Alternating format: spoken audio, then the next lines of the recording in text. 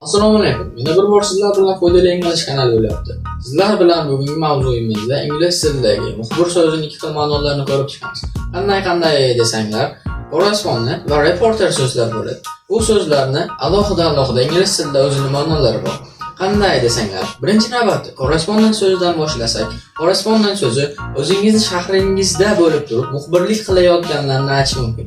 Misollarni ko'rib chiqadigan bo'lsak, misol uchun birorta jinoyatchilik sodir bo'ldi.